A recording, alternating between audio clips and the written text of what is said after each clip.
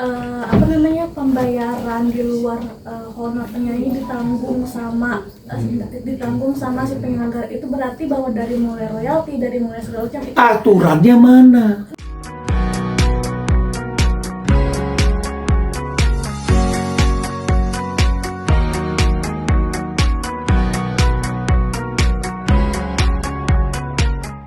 dia bilang template di kontrak kerja dengan penyelenggara. Artinya begini ya, kalau memang misalnya ada di kontrak kerjanya itu, dia pegang kontrak kerjanya, kalau memang benar, menurut kita semuanya dan masyarakat semua yang menilai secara objektif ya, jangan pakai emosi-emosian ya, saya ngomongnya memang semangat tapi enggak.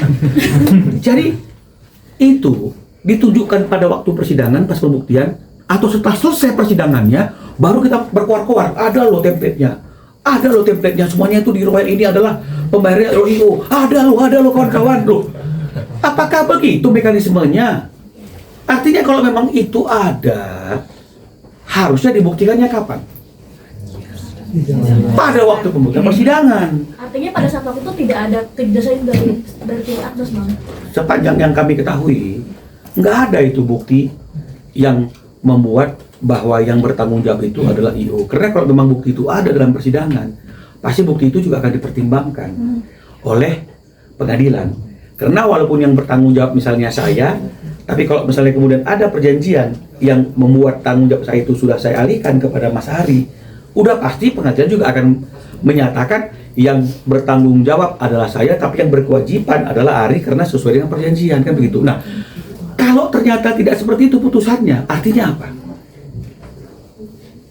Jadi jangan kita sekarang ributnya.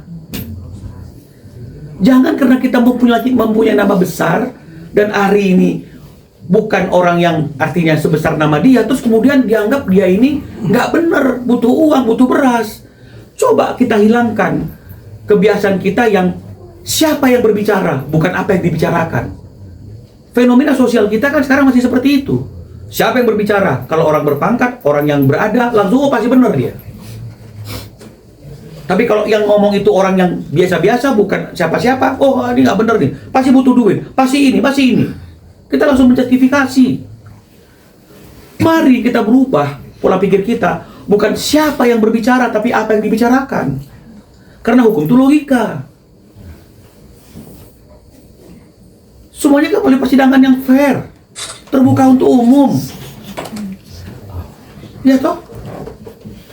Bukan tadinya terbuka, saya minta tertutup. Atau sebaliknya, enggak. Ya fair. Betul ya? Nah, jadi kenapa kita mesti ributnya sekarang? Kenapa kita membuktikan kebenaran kita itu di podcast misalnya seperti itu? Di IG, jangan dong, karena udah ada ruangnya. Makanya saya tidak mau berkepanjangan debat itu karena akan terjadi pro kontra. Saya bawa ke pengadilan, ini kan bijak saya. Saya nggak mau bikin kericuhan ini makin panjang. Saya bawa ke pengadilan karena ada orang yang mengadili. Dan itu sudah selesai. Nggak puas, mekanismenya salurannya adalah Mahkamah Agung. Oke, tanggapan dari mungkin Mas Ari sama terkait niat Agnes untuk mengajukan kasasi seperti apa? Sudah diajukan kasasi pada tanggal 12 kemarin. Ya, meskipun memori kasasinya belum kami terima. Karena kami kan juga berhak untuk membuat yang namanya kontra memori kasasi. Tapi kata kuncinya seperti ini, ya. Di pasal 9 itu mengatakan izin dulu. Agnes tidak punya izin dari pencipta maupun dari pemegang hak cipta, ya, yaitu LMKN. Karena LMKN sudah bersuara toh. Dia pertama masalah izin. Ya, oke, kita ikuti alur pikirnya. Yang penting bayar, itu misalnya, betul ya? Dia juga nggak bayar.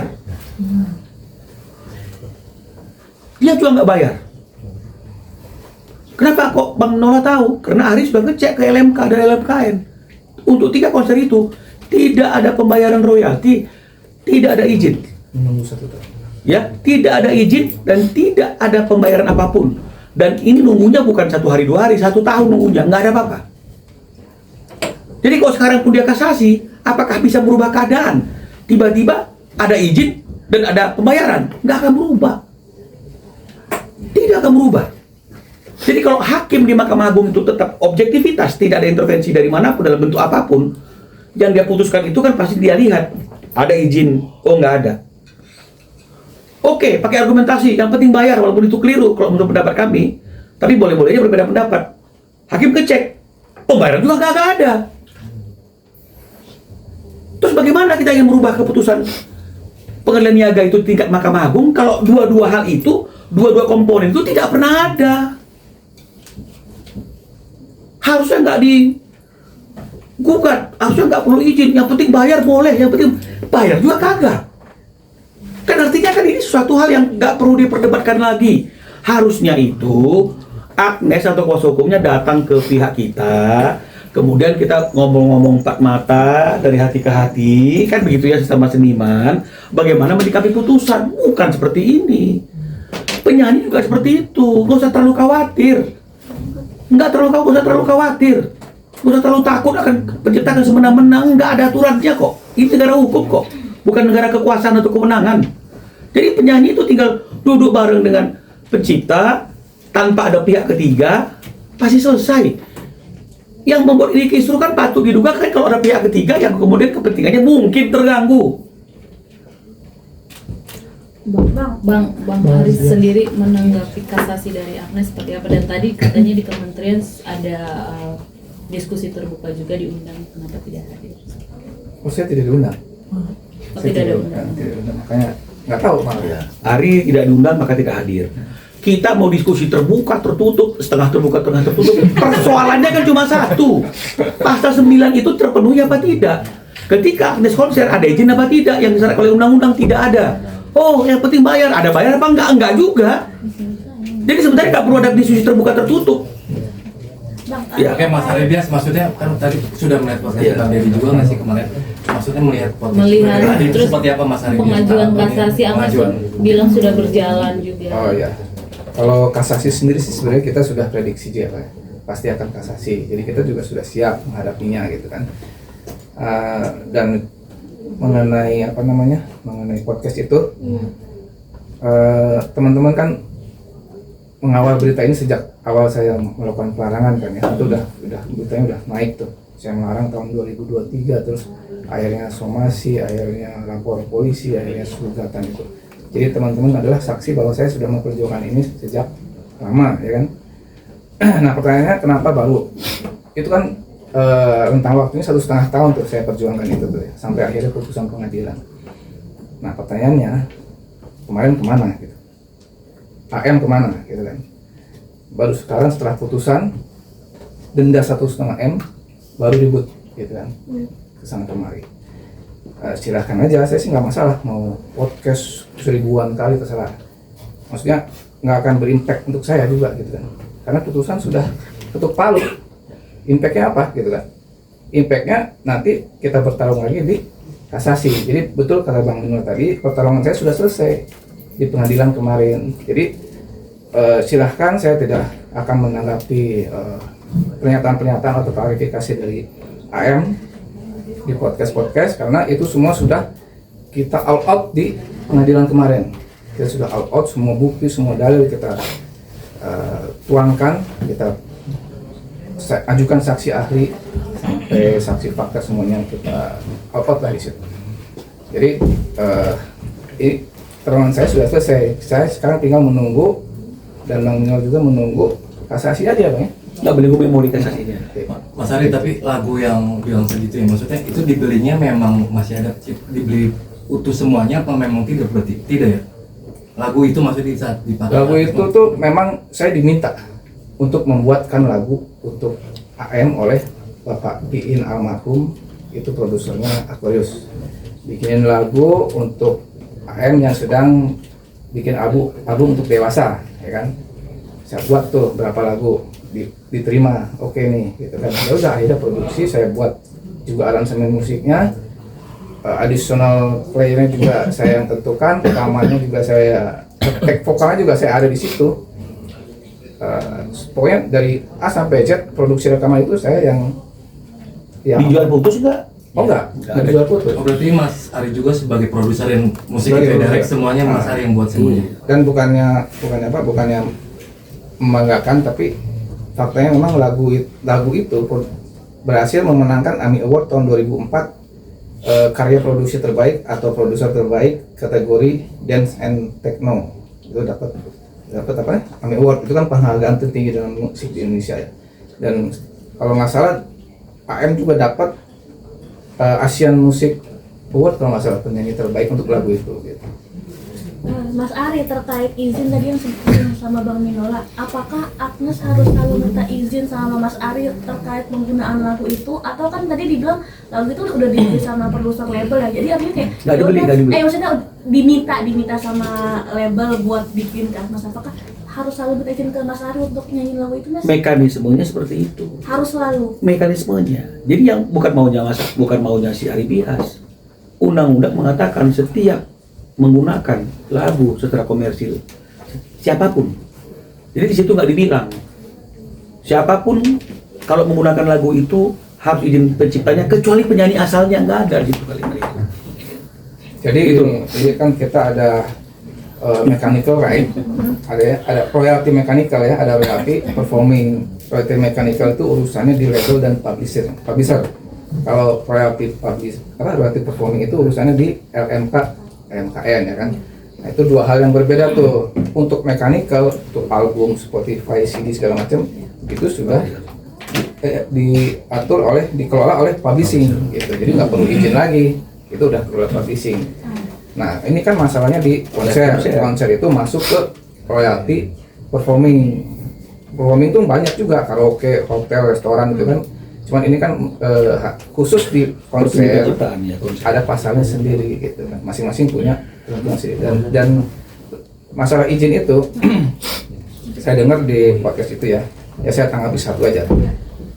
Agnes merasa tumbal dari isu royalti ya kan, gitu kan? Ya. Nah itu penting untuk disikapi karena kita tidak pernah menumbalkan orang, dan ini kita udah melalui proses hukum yang benar di pengadilan ya kan, tidak ada rekayasa ya, sesuai aja, kita apa adanya aja, kita serahkan bukti ya, akhirnya seperti ini. Dan lagu saya bukan dinyanyikan Agnes aja, jadi banyak artis-artis yang menyanyikan lagu saya dan itu juga hit semua. Dan minta izin semua ke Mas Ari. Nah, waktu saya menyurati AM itu manajemennya, saya juga menyurati yang lain. Nah, kenapa yang lain kok aman, nggak ada kasus seperti ini? Nah, kalian silakan menilai sendiri.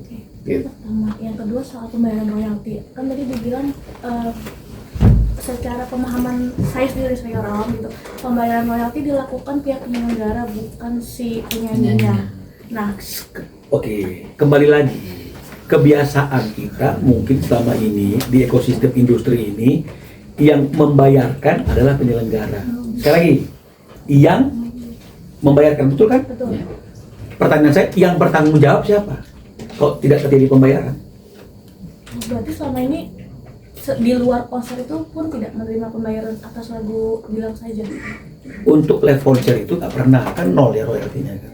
Ya. Ya, sepanjang ada undang-undang hak cipta saya nggak pernah dapat itu. Nah, itu Nah, jadi sebenarnya gini, saya sebenarnya punya bukti konser-konser sebelumnya, gitu sebenarnya ya. Cuman bagi saya itu 2 tahun 3 tahun lalu sudahlah tuh, saya lupakan saja.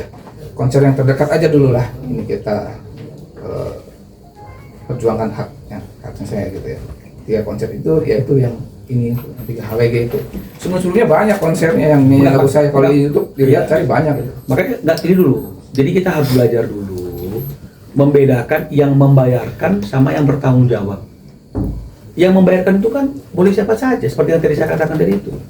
Jadi kalau misalnya kemudian selama ini kebiasaan itu yang membayarkan atau yang membantu membayarkan itu adalah penyelenggara atau IO, apakah automatically dia yang bertanggung jawab?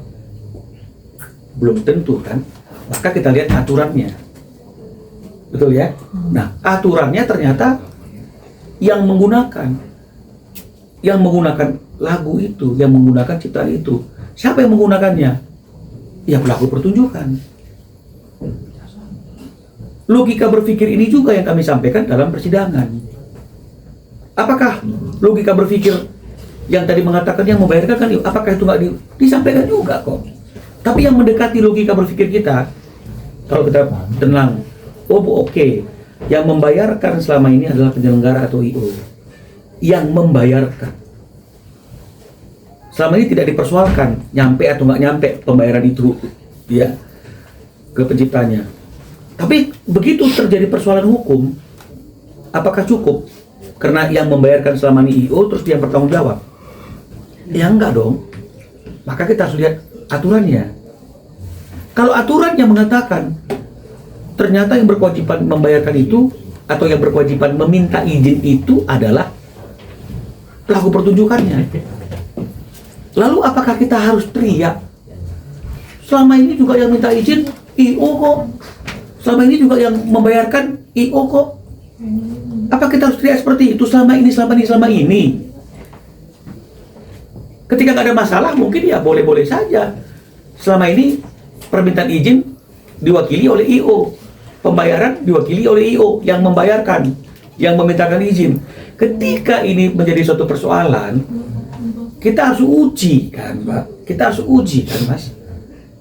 Kan nggak boleh dong kita minta orang yang seharusnya tidak bertanggung jawab secara undang-undang bertanggung jawab untuk sesuatu yang bukan tanggung jawabnya.